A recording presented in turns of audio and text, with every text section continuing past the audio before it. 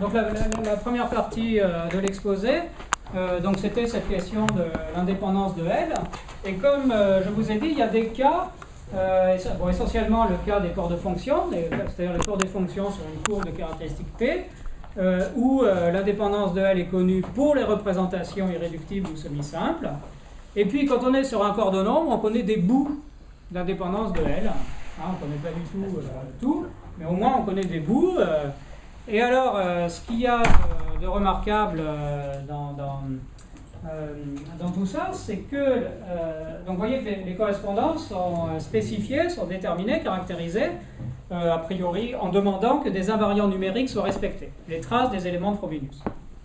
Et alors, la manière dont on a obtenu les résultats qu'on connaît sur les corps de fonction, ou partiellement sur les corps de nombres, c'est toujours en passant par quelque chose d'autre.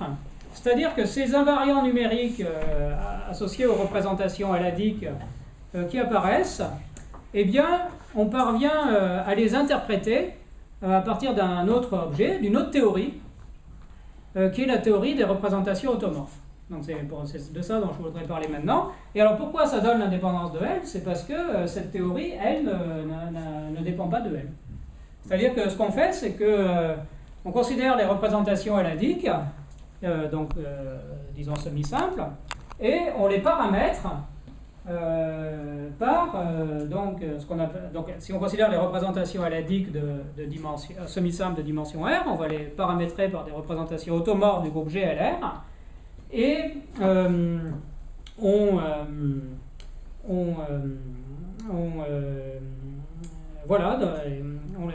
cette paramétrisation ne dépend pas de L.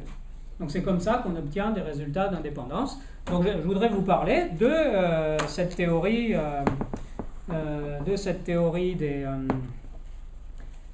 des représentations automorphes. Quand j'aurai retrouvé mes feuilles, voilà. Alors.